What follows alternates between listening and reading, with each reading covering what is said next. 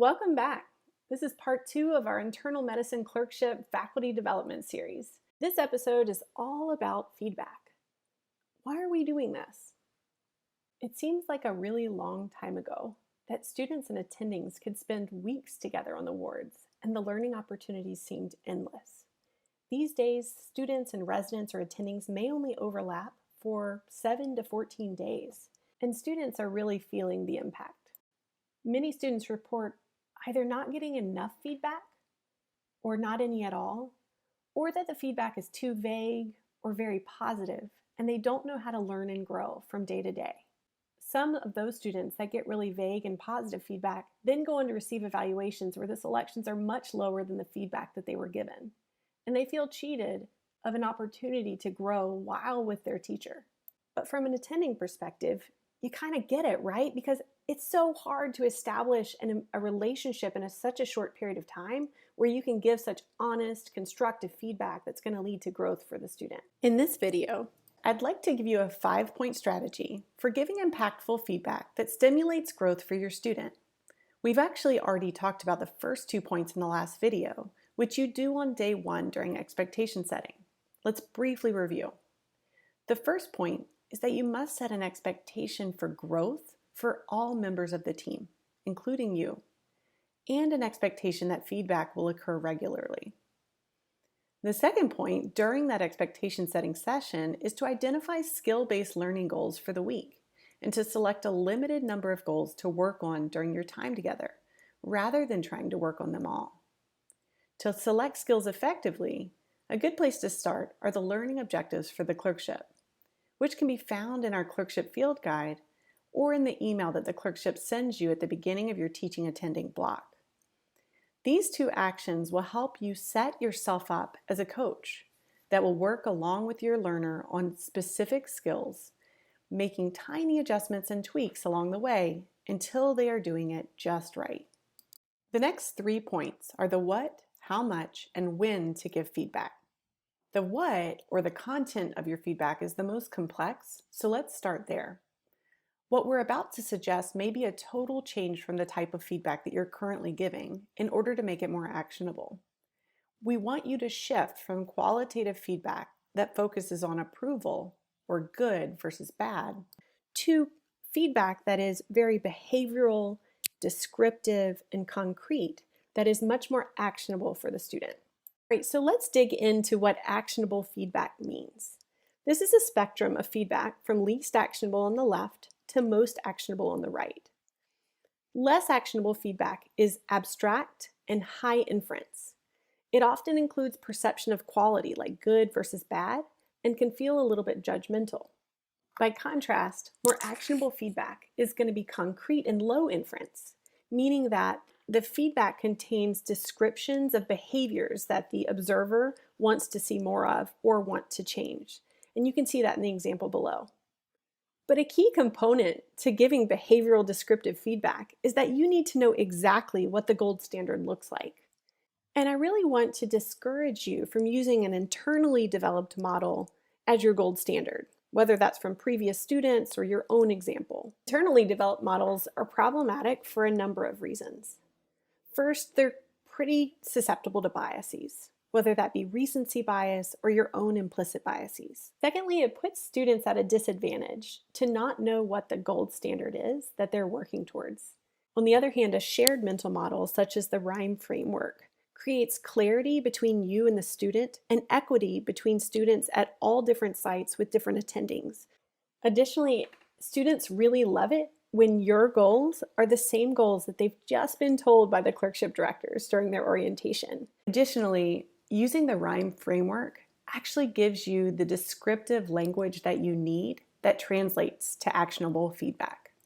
So how does using the RHYME framework as the gold standard for your feedback translate to actionable feedback around skills? Well, let's practice by looking at an example. It's day 1, and you're working with Sabrina, who's on her 2nd rotation of the year.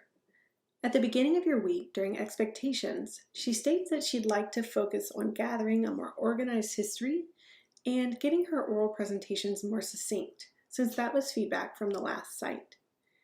You review the RHYME framework with her, and decide that you will focus on just these 2 skills for the next 7 days.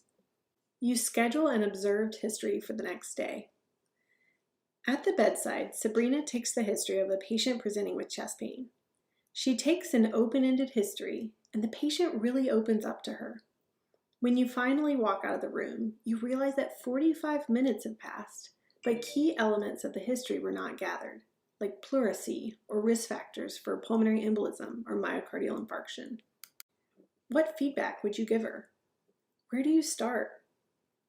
What you really want to tell her is that she needs to be more efficient, but she already knows that.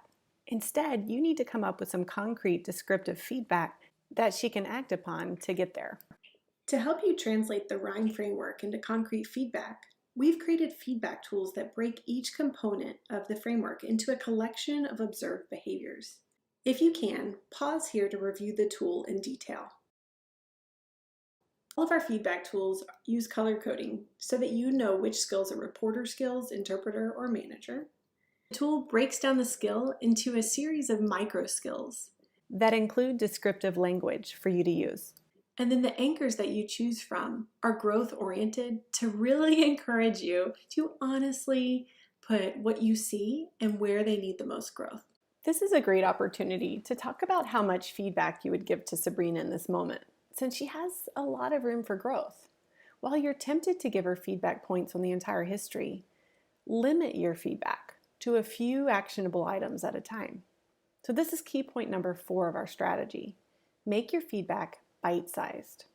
Here's an example of a piece of bite-sized feedback that aims at the larger goal of getting to a more organized history.